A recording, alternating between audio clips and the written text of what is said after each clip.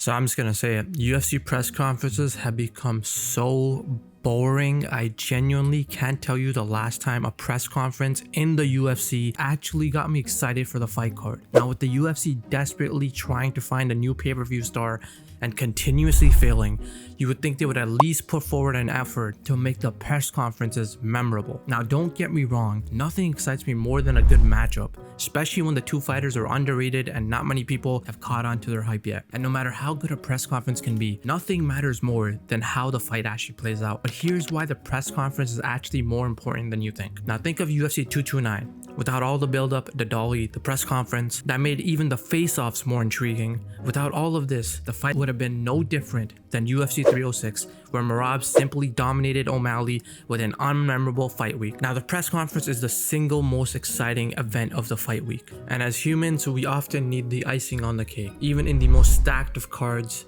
you can't go wrong with a memorable press conference. Now there's a reason Mayweather fights sold well, because Mayweather did most of his fighting at the press conferences and did nothing during his defensive style fights. So as much as you want to think the press conferences don't matter, the sport of the UFC would not be as big as it is today without them. But after seeing every press conference chat seem unsatisfied with pretty much every press conference in the last few years, I found something.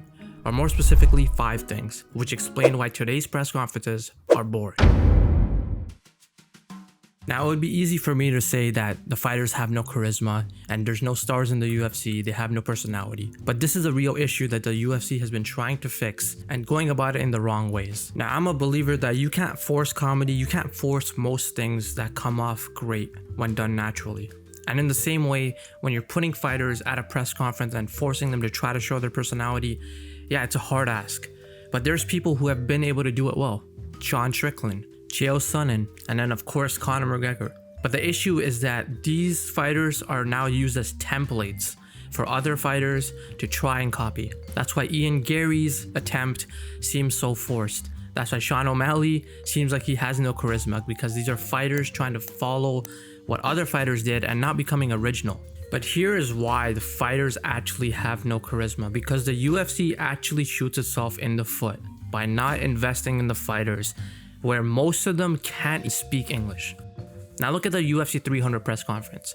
A lot of the fighters on that card at the press conference can't even speak English, when most of the press conference is the fighter just waiting for the translator to translate what the reporter said. It just ruins the immersion, it ruins the momentum, and it doesn't actually let them show off their personality.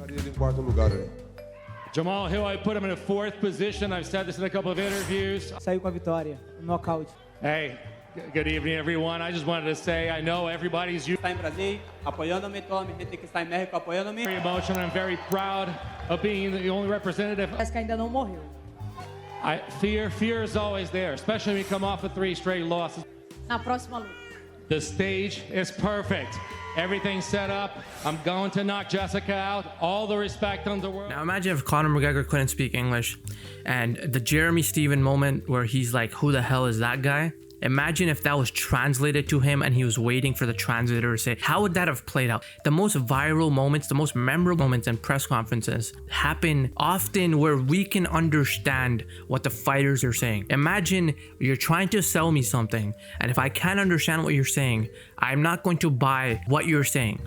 In the same way, how can you sell your personality if most of the fans of the UFC can't understand what the fighter is saying? Now, this is not a knock on people who can't speak English. This is actually a knock on the UFC, because I actually have a very unique solution that would actually help this a lot, and honestly probably fix it. But the UFC, they're not going to do it because it would actually require them to invest in the fighter. The UFC should have a program where they teach the fighters to learn English and make it as easy as possible for them. Say you're in the UFC and you're a ranked fighter or even a champion, because UFC fighters become champions and even then they still can't speak English. So what if the UFC had a program as part of the contract where they also add a financial incentive for the fighter to learn English once they become a ranked opponent or a champion, right? Like these higher profile fighters. Now this is an investment, of course, in the UFC, especially when it comes to the fighters. We know they don't like doing that. That's a red zone. That's like illegal for them. But I want you to think about this for a second. Imagine if Charles Oliveira spoke English, Alex Pereira spoke English like fluently.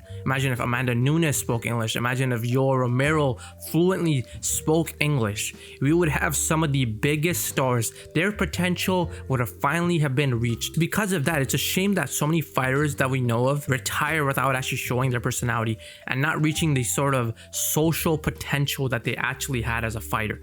And it's because of that they often have to get a side job after the UFC, just not even have a proper retirement after doing decades of damage to their body. But speaking of the UFC shooting themselves in the foot, am I the only person that thinks the press conferences often end too early?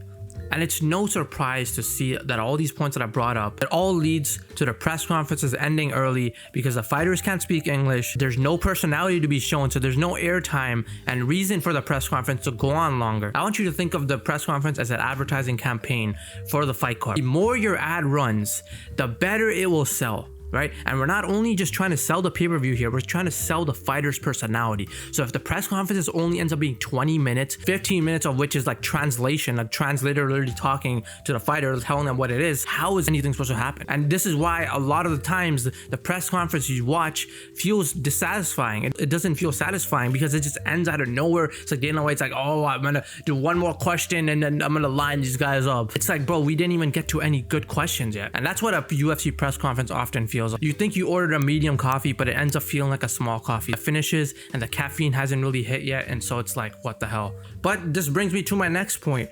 Why would the press conference even go on any longer if the journalists asking the questions just suck? And this is the UFC is to blame for this as well, because all the good journalists that used to actually ask questions that the fans wanted to know are blackballed.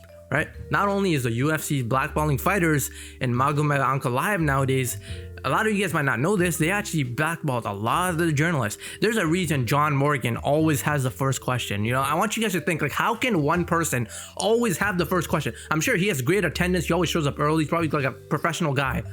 But I want you to think, why is it always the same questions at the press conference? Oh, what does this fight do, a win at UFC 306 do for you? Like, who cares what it does for them? I want to know about, like, what do you do in your free time? Why do you hate this fighter? Is there actually some hatred? Why should we actually give you a title shot? Why is your wrestling not good enough for this fight? Like, actual stuff that's going on. Why were you not giving the title shot? Why was Alex Pereira ducking you against Khalil Roundtree when you're fighting in the same month as Alex Pereira, right? Like, stuff like this doesn't get asked at the UFC, and when it does, Dana White's either like, oh, I'm not even thinking about that yet. Yeah, I'm gonna go into the room and the matchmaking room on Tuesday. We're gonna see what fight we're gonna make next. You know, it's like, why even do the press conference? Like, what does Dana White think he's gonna accomplish by being at the press conference? The closest thing we get to like actual question asked is when Dana White gets super red and starts going off on like boxing promoters or like Jake Paul or something that's like super unrelated to what we actually as fans of the UFC want to know. So this is a big issue. You know, Ariel Helwani, he got blackballed very early from the UFC. The stuff Ariel used to ask was like, we want to know that. There's a reason all of Ariel's like interviews with the fighters, they're like super memorable. But now they have other guys that come in the UFC press conferences, they're just asking the same questions. Like, we genuinely do not care about these questions. Now this brings me to my final point, and I want you to look at the common theme here on these points that I've thought of. They have no charisma, right? The UFC refuses to invest in their fighters. The press conferences often end too early. The journalists suck, right? What is the common theme here, right? The UFC simply doesn't care. At the end of the day, the UFC just does not care about press conferences anymore. They don't care about bringing out the fighters, the right fighters' personalities, right? Dana White privilege is still here. They're pushing certain fighters out more than others, right? Bo Nickel, Sean O'Malley, these fighters that, you know, they're not really that good when they get to that championship level, right? We saw Merab expose Sean's wrestling, and it wasn't a surprise at all. So the UFC simply does not care, because to fix this issue here, right, would actually make the UFC have to invest into their fighters. And the thing is, this would actually ultimately help them, because the UFC's ultimate goal is to sell as much pay-per-view buys as possible and increase their brand awareness.